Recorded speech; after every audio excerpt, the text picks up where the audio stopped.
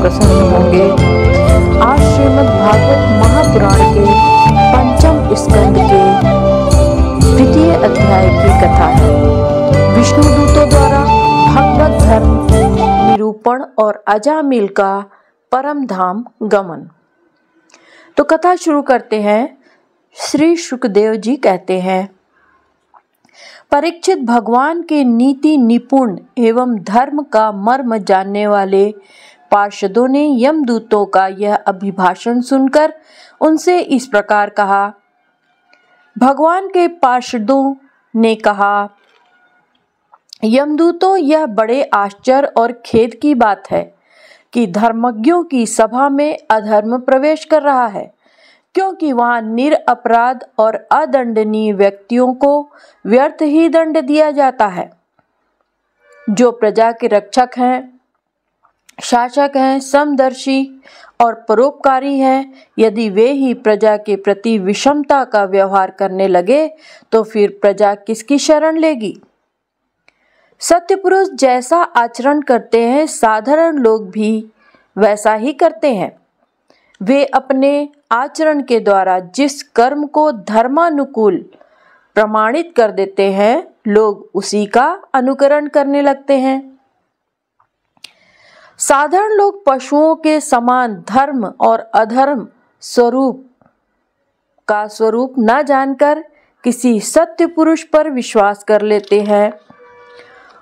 उसकी गोद में सिर रखकर निर्भय और निश्चिंत सो जाते हैं।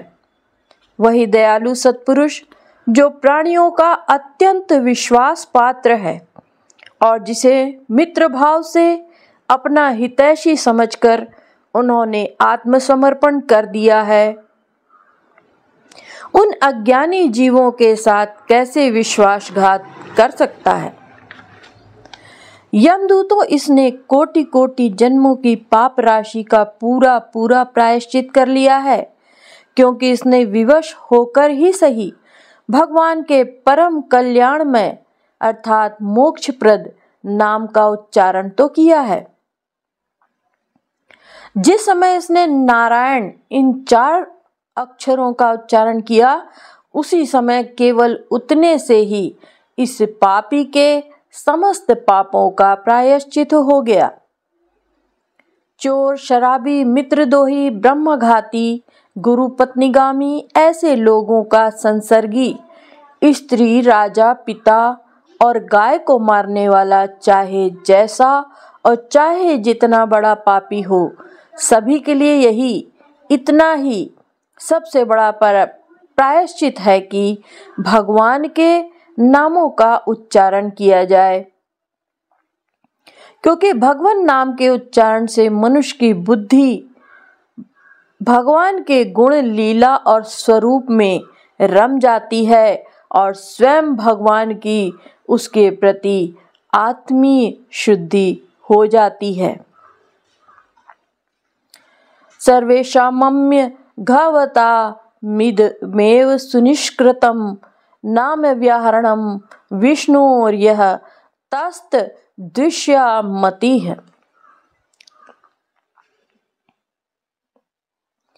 बड़े बड़े ब्रह्मावादी ऋषियों ने पापों के बहुत से प्रायश्चित, कृच्छ, चांद्रायण आदि व्रत बताए हैं, किंतु उन प्रायश्चितों से पापी की वैसी जड़ से शुद्धि नहीं होती जैसे भगवान के नामों का, उनसे गुम्फित पदों का उच्चारण करने से होती है, क्योंकि वे नाम पवित्र कीर्ति भगवान के गुणों का ज्ञान कराने वाले हैं।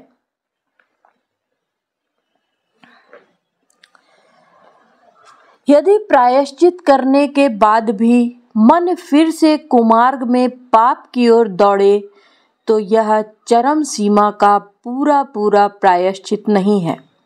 इसलिए जो लोग ऐसा प्रायश्चित करना चाहें कि जिससे पाप कर्मों और वासनाओं की जड़ ही उखड़ जाए, उन्हें भगवान के गुणों का ही गान करना चाहिए, क्योंकि उससे चित्त सर्वथा शुद्ध हो जाता है।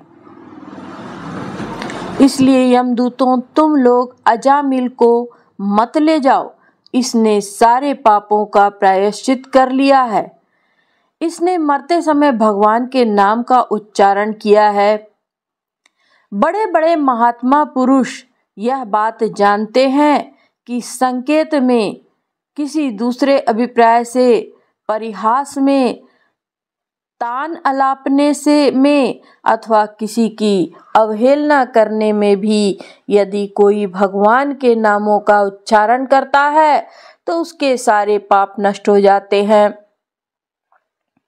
जो मनुष्य गिरते समय, पैर फिसलते समय, अंग भंग होते समय और सांप के डसते, आग में जलते तथा चोट लगते समय भी विवशता से हरि हरि कहकर भगवान के नाम का उच्चारण कर लेता है, वह यम यातना का पात्र नहीं रह जाता। महर्षियों ने जानबूझकर बड़े पापों के लिए बड़े और छोटे पापों के लिए छोटे प्रायश्चित बतलाए हैं। इसमें संदेह नहीं कि उन तपस्या, दान, जप आदि प्रायश्चितों के द्वारा वे पाप नष्ट हो जाते हैं, परंतु उन पापों से मलिन हुआ उसका हृदय शुद्ध नहीं होता। भगवान के चरणों की सेवा से वह भी शुद्ध हो जाता है। यमदूतों जैसे जान या अनजान में ईंधन से अग्नि का स्पर्श हो जाए तो वह भस्म हो ही जाता है, वैसे ही जानबूझकर या अनजान में भगवान के नामों का संकीर्तन करने से मनुष्य के सारे पाप भस्म हो जाते हैं। जैसे कोई परम शक्तिशाली अमृत को उसका गुण न जानकर अनजान में ही पी ले तो भी वह अवश्य ही पीने वाले को अमर बना देता है, वैसे ही अनजान में उच्चारण करने पर भी भगवान का नाम अपना फल देकर ही रहता है। वस्तु शक्ति श्रद्धा की अपेक्षा नहीं करती। यत गोविंदेति चुक्रोश कृष्णा माधुरवासिनम ऋण में तत् प्रबद्धम में हृदयान पासर परपति। मेरे दूर होने के कारण द्रौपदी ने जोर जोर से गोविंद गोविंद इस प्रकार क्रंदन करके मुझे पुकारा, वह ऋण मेरे ऊपर चढ़ गया और मेरे हृदय से उसका भार क्षण भर के लिए भी नहीं हटता। नाम पद है कहने का यह अभिप्राय है कि भगवान का केवल नाम राम राम, कृष्ण कृष्ण, हरि हरि, नारायण नारायण अंतःकरण की शुद्धि के लिए, पापों की निवृत्ति के लिए पर्याप्त है। नमः नमामि इत्यादि क्रिया जोड़ने की भी आवश्यकता नहीं है। नाम के साथ बहुवचन का प्रयोग, भगवान के नाम बहुत से हैं, किसी का भी संकीर्तन कर लें। इस अभिप्राय से है एक व्यक्ति सब नामों का उच्चारण करे, इस अभिप्राय से नहीं, क्योंकि भगवान के नाम तो अनंत हैं, सब नामों का उच्चारण संभव ही नहीं। तात्पर्य यह है कि भगवान के एक नाम का उच्चारण करने मात्र से सब पापों की निवृत्ति हो जाती है। पूर्ण विश्वास न होने पर तथा नामोच्चारण के पश्चात भी पाप करने के कारण ही उसका अनुभव नहीं होता। पाप की निवृत्ति के लिए भगवान नाम का एक अंश ही पर्याप्त है। जैसे राम का रा, इसने तो संपूर्ण नाम का उच्चारण कर लिया। मरते समय का अर्थ ठीक मरने का क्षण ही नहीं है, क्योंकि मरने के क्षण जैसे कृच्छ, चांद्रायण आदि करने के लिए विधि नहीं हो सकती, वैसे नामोच्चारण भी नहीं है, इसलिए प्रिय मान शब्द का यह अभिप्राय है कि अब आगे इससे कोई पाप होने की संभावना नहीं है। वस्तु की स्वाभाविक शक्ति इस बात की प्रतीक्षा नहीं करती कि यह मुझ पर श्रद्धा रखता है कि नहीं। जैसे अग्नि या अमृत हरिहरति पापानि दुष्टचित्तैरपि स्मृतः अनिच्छापि संस्पृष्टो दहत्येव हि पावकः। दुष्ट चित्त मनुष्य के द्वारा स्मरण किए जाने पर भी भगवान श्री हरि पापों को हर लेते हैं। अनजान में या अनिच्छा से स्पर्श करने पर भी अग्नि जलाती ही है। भगवान के नाम का उच्चारण केवल पाप की ही निवृत्ति करता है, इसका कोई फल नहीं है। यह धारणा भ्रमपूर्ण है, क्योंकि शास्त्र में कहा है, सकृदुच्चरितम येन हरिर्यक्षरध्यम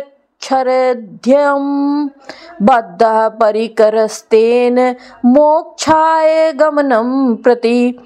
जिसने हरि ये 2 अक्षर एक बार भी उच्चारण कर लिए, उसने मोक्ष प्राप्त करने के लिए परिकर बांध लिया, फेंट कस ली। इस वचन से यह सिद्ध होता है कि भगवान नाम मोक्ष का भी साधन है। मोक्ष के साथ यह धर्म, अर्थ और काम का भी साधन है, क्योंकि ऐसे अनेक प्रमाण मिलते हैं जिनमें त्रिवर्ग सिद्धि का भी नाम ही कारण बतलाया गया है। न गंगा न गया सेतुर्न काशी न पुष्करम दृहाग्ये वर्तते यस्य हरिरित्यक्षरद्वयम्। ऋग्वेदो अथ यजुर्वेदः सामवेदो हाथवर्णः अधितास्तेन योनक्तं हरिरिक्षरद्वयम्। अश्वमेघादिभिर्यज्ञेन मेधः सदाक्षिणः यजितं तेन येनोक्तं हरिरिक्षरद्वयम्। प्राण प्रयाण पाथेयं संसार व्याधि भेषजं दुख क्लेश परित्राणम हरिरिक्षरद्वयम्। जिसकी जीवा के नोक पर हरि ये 2 अक्षर बसते हैं, उसे गंगा, गया, सेतुबंध, काशी और पुष्कर की कोई आवश्यकता नहीं, अर्थात उनकी यात्रा, स्नान आदि का फल भगवान नाम से ही मिल जाता है। जिसने हरि इन 2 अक्षरों का उच्चारण कर लिया, उसने ऋग्वेद, यजुर्वेद, सामवेद और अथर्ववेद का अध्ययन कर लिया। जिसने हरि ये 2 अक्षर उच्चारण कर लिए, उसने दक्षिणा के सहित अश्वमेघ आदि यज्ञों के द्वारा यजन कर लिया। हरि ये 2 अक्षर मृत्यु के पश्चात परलोक के मार्ग में प्रयाण करने वाले प्राणों के लिए पाथे, मार्ग के लिए भोजन की सामग्री हैं। संसार रूप रोग के लिए सिद्ध औषध हैं और जीवन के दुख और क्लेशों के लिए परित्राण है। इन वचनों से यह सिद्ध होता है कि भगवान नाम अर्थ, धर्म, काम इन तीनों वर्गों का भी साधक है। यह बात हरि, नारायण आदि कुछ विशेष नामों के संबंध में ही नहीं है, प्रत्युत सभी नामों के संबंध में है, क्योंकि स्थान स्थान पर यह बात सामान्य रूप से कही गई है कि अनंत के नाम, विष्णु के नाम, हरि के नाम इत्यादि भगवान के सभी नामों में एक ही शक्ति है। नाम संकीर्तन आदि में वर्ण, आश्रम आदि का भी नियम नहीं है। ब्राह्मणाः, क्षत्रियाः, वैश्याः, स्त्रियः, शूद्रात्य जातयः यत्र तत्र कुर्वन्ति विष्णु नामानुकीर्तनं सर्वपाप विनिर्मुक्ता अस्अपि यान्ति सनातनम्। ब्राह्मण, क्षत्रिय, वैश्य, स्त्री, शूद्र, अंत्यज आदि जहाँ तहाँ भगवान के नाम का अनुकीर्तन करते हैं, वे भी समस्त पापों से मुक्त होकर सनातन परमात्मा को प्राप्त होते हैं। नाम संकीर्तन में देश काल आदि के नियम भी नहीं है। यथा न देश काली नियमः शौचा शौच विनिर्णयः परम सर की संकीर्तना देव राम रामेति मुच्यते। न देश नियमो राज्य न काल नियम स्थता विद्यते नात्र संदेहो विष्णु नामानुकीर्तने। काले अस्ति यज्ञे दाने वा स्नाने कालो अस्ति सज्जपे विष्णु संकीर्तने कालो नास्त्रयत्र पृथ्वीपते। गच्छं तिष्ठ स्नपनवापपि पीवं न भुज्य भुज्य पस्तं था कृष्ण कृष्णेति संकीर्त्य मुच्यते पाप झुकात। अपवित्रः पवित्रो वा सर्वास्थानां गतोऽपि वा यः स्मरे पुंडरीकाक्षं स बाह्याभ्यंतरः शुचिः। देश काल का नियम नहीं है, शौच अशौच आदि का निर्णय करने की आवश्यकता नहीं है। केवल राम नाम यह संकीर्तन करने से ही जीव मुक्त हो जाता है। भगवान के नाम का संकीर्तन करने में न देश का नियम है और न तो काल का, इसमें कोई संदेह नहीं। राजन यज्ञ दान तीर्थ स्नान अथवा विधि पूर्वक जप के लिए शुद्ध काल की अपेक्षा है, परंतु भगवान नाम के इस संकीर्तन में काल शुद्धि की कोई आवश्यकता नहीं है। चलते फिरते खड़े रहते सोते खाते पीते और जप करते हुए भी कृष्ण कृष्ण ऐसा संकीर्तन करके मनुष्य पाप के केंचू से छूट जाता है। अपवित्र हो या पवित्र, सभी अवस्था में चाहे किसी भी अवस्था में जो कमल नयन भगवान का स्मरण करता है वह बाहर भीतर पवित्र हो जाता है। कृष्णेति मंगलम नाम यस्य वाचि प्रवर्तते भस्मी भवन्ति सद्यस्तु महापातककोटयः।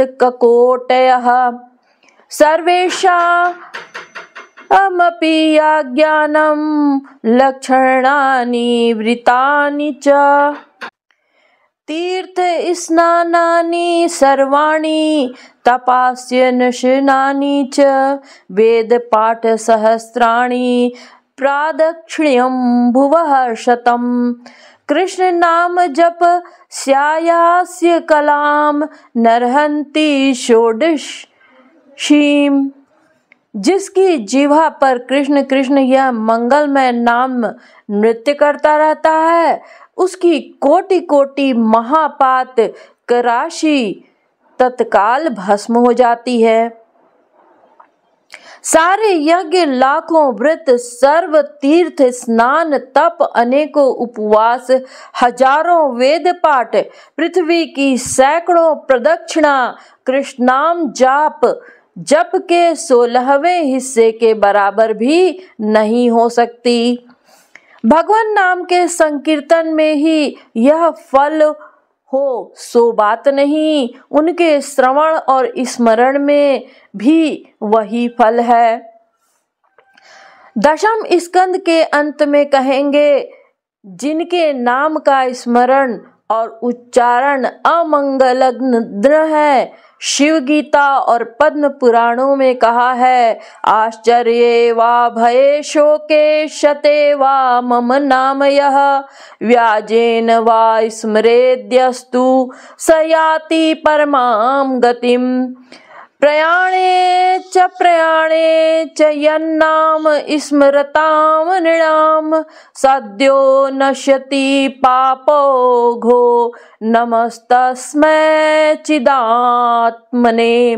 भगवान कहते हैं कि आश्चर्य, भय, शोक, क्षत अर्थात चोट लगने आदि के अवसर पर जो मेरा नाम बोल उठता है या किसी समाज व्याज से स्मरण करता है वह परम गति को प्राप्त होता है। मृत्यु या जीवन चाहे जब कभी भगवान का इस नाम स्मरण करने वाले मनुष्यों की पाप राशि तत्काल नष्ट हो जाती है। उन चिदात्मा प्रभु को नमस्कार है। इतिहासोत्तम में कहा गया है, श्रुत्वा नमामि तत्र स्थास्ते नोक्तानि हरे द्विज नारका नरकान्मुक्ताः सद्य एव महामुने। महामुनि ब्राह्मण देव भक्तराज के मुख से नरक में रहने वाले प्राणियों ने श्री हरि के नाम का स्मरण किया और वे तत्काल नरक से मुक्त हो गए।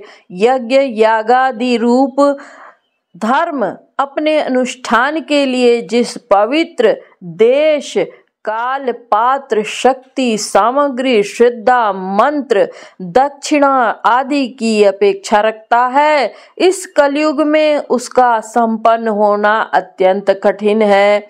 भगवान नाम संकीर्तन के द्वारा उसका फल अनायास ही प्राप्त किया जा सकता है। भगवान शंकर पार्वती के प्रति कहते हैं, ईशोऽहं सर्वजगतां नान्मां विष्णोहिं जापकः सत्यं सत्यं वदाम्येव हरेर्नान्या गतिर्नृणाम्। संपूर्ण जगत का स्वामी होने पर भी मैं विष्णु भगवान के नाम का ही जप करता हूँ। मैं तुमसे सत्य सत्य कहता हूँ, भगवान को छोड़कर जीवों के लिए अन्य कर्म कांड आदि कोई गति नहीं। श्रीमद् भागवत में ही यह बात आने वाली है, आगे आने वाली है कि सतयुग में ध्यान में, त्रेता में, यज्ञ में और द्वापर में अर्चा पूजा से जो फल प्राप्त होता है, कलयुग में वह केवल भगवान नाम से मिलता है। और भी है, कलयुग दोषों का निधि है, परंतु इसमें एक महान गुण यह है कि श्री कृष्ण संकीर्तन मात्र से ही जीव बंधन मुक्त होकर परमात्मा को प्राप्त कर लेता है। इस प्रकार एक बार के नामोच्चारण की भी अनंत महिमा शास्त्रों में कही गई है। यहाँ मूल प्रसंग में ही एक दापी कहा गया है कि सक्री दुच्चरितम का उल्लेख किया जा चुका है। बार बार जो नामोच्चारण का विधान है वह आगे और पाप न उत्पन्न हो जाए, इसके लिए ऐसे भी वचन मिलते हैं कि भगवान के नाम का उच्चारण करने से भूत वर्तमान और भविष्य के सारे पाप भस्म हो जाते हैं। यथा वर्तमानं च यत् पापम यद भूतम यद भविष्यति तत्व सर्व निर्दहत्याशु गोविंदानल कीर्तनम। फिर भी भगवत प्रेमी जीवों को पापों के नाश पर अधिक दृष्टि नहीं रखनी चाहिए। उसे तो भक्ति भाव की दृढ़ता के लिए भगवान के चरण में अधिकाधिक प्रेम बढ़ता जाए, इस दृष्टि से अहर्निश नित्य निरंतर भगवान के मधुर मधुर नाम जपते रहना चाहिए, जपते जाना चाहिए। जितनी अधिक निष्कामता होगी उतनी नाम की पूर्णता प्रकट होती जाएगी, अनुभव में आती जाएगी। अनेक तार्किकों के मन में यह कल्पना उठती है कि नाम की महिमा वास्तविक नहीं है, अर्थवाद मात्र है। उनके मन में यह धारणा तो हो ही जाती है कि शराब की एक बूंद भी पतित बनाने के लिए पर्याप्त है, परंतु यह विश्वास नहीं होता कि भगवान का एक नाम भी परम कल्याणकारी है। शास्त्रों में भगवान नाम महिमा को अर्थवाद समझना पाप बताया है। पुराणे ध्वर्थवादत्वं ये वदन्ति नराधमाः तैर्जितानि पुण्यानि तद्देव भवन्ति हि।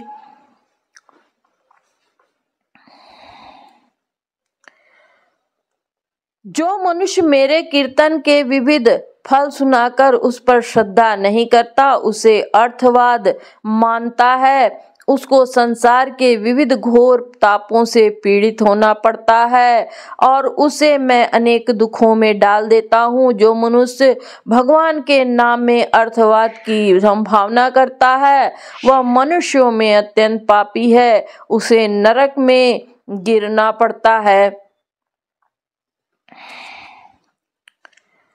श्री सुखदेव जी कहते हैं, राजन, इस प्रकार भगवान के पार्षदों ने भागवत धर्म का पूरा निर्णय सुना दिया और अजामिल को यमदूतों के पास से छुड़ाकर मृत्यु के मुख से बचा लिया।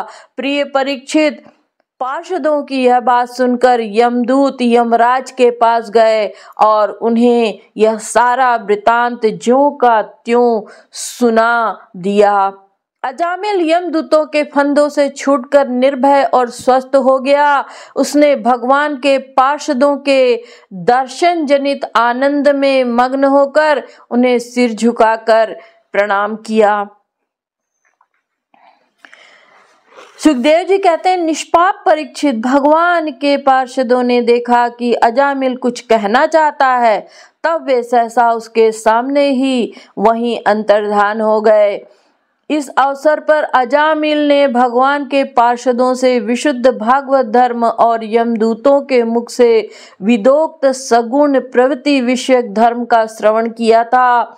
सर्व पापहारी भगवान की महिमा सुनने से अजामिल के हृदय में शीघ्र ही भक्ति का उदय हो गया। अब उसे अपने पापों की याद करके बड़ा पश्चाताप होने लगा। अजामिल मन ही मन सोचने लगा, अरे मैं कैसा इंद्रियों का दास हूँ। मैंने एक दासी के गर्भ से पुत्र उत्पन्न करके अपना ब्राह्मणत्व नष्ट कर दिया। यह बड़े दुख की बात है। धिक्कार है मुझे, बार बार धिक्कार है। मैं संतों के द्वारा निंदित हूँ, पापात्मा हूँ। मैंने अपने कुल में कलंक का टीका लगा दिया।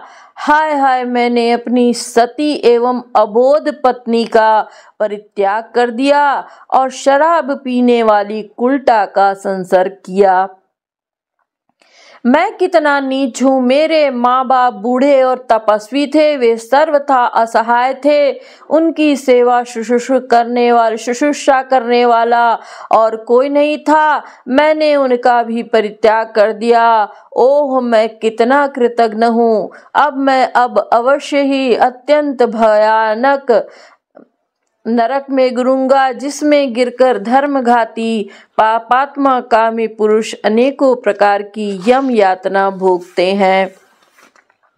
मैंने अभी जो अद्भुत दृश्य देखा, क्या यह स्वप्न है अथवा जागृत अवस्था का ही प्रत्यक्ष अनुभव है? अभी अभी जो हाथों में फंदा लेकर मुझे खींच रहे थे, वे कहाँ चले गए? अभी वे मुझे अपने फंदों में फंसाकर पृथ्वी के नीचे ले जा रहे थे, परंतु 4 अत्यंत सुंदर सिद्धों ने आकर मुझे छुड़ा लिया। वे कहाँ चले गए? यद्यपि मैं इस जन्म का महापापी हूँ, फिर भी मुझे पूर्व जन्मों में अवश्य ही मैंने शुभ कर्म किए होंगे, तभी तो मुझे इन श्रेष्ठ देवताओं के दर्शन हुए। उनकी स्मृति से मेरा हृदय अब भी आनंद से भर रहा है।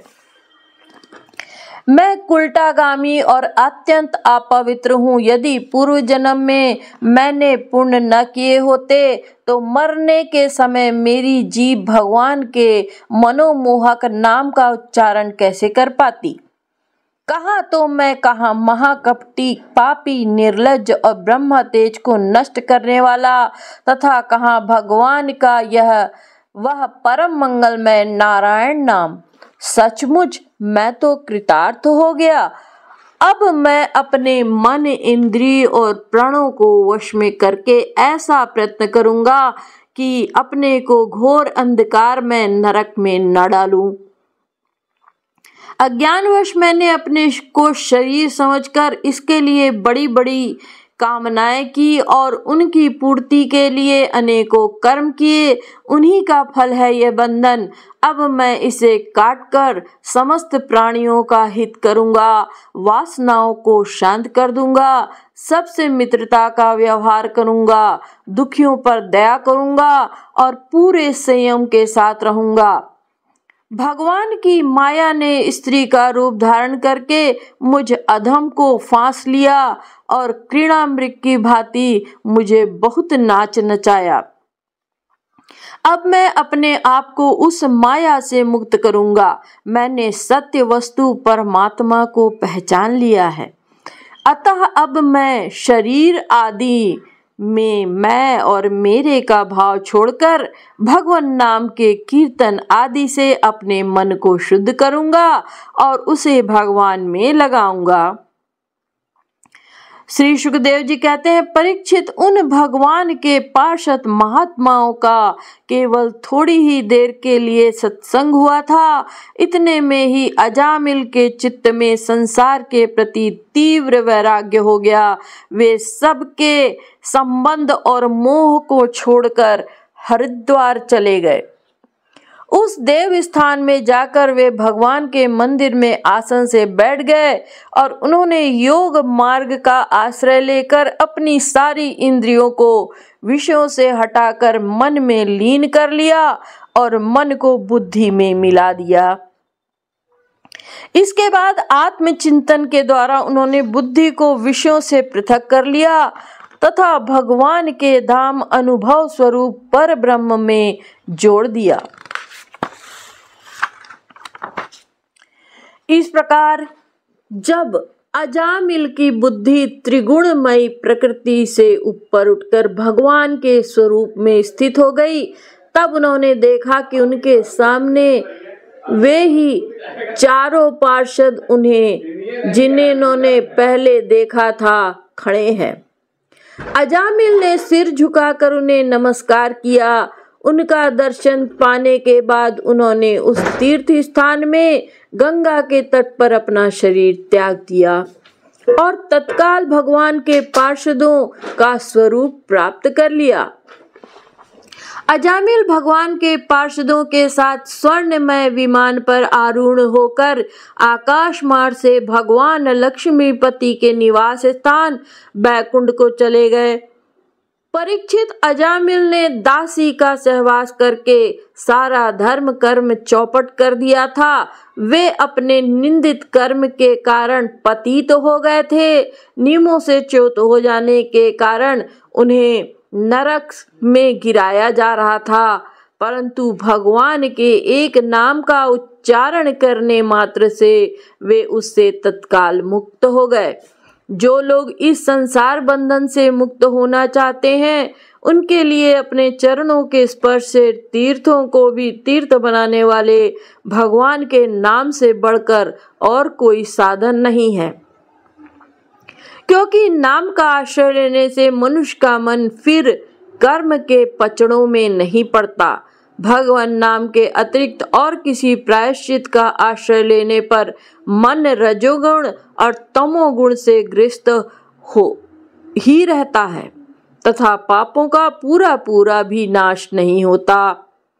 सुखदेव जी कहते हैं, परीक्षित, यह इतिहास अत्यंत गोपनीय और समस्त पापों का नाश करने वाला है। जो पुरुष श्रद्धा और भक्ति के साथ इसका श्रवण कीर्तन करता है, वह नरक में कभी नहीं जाता।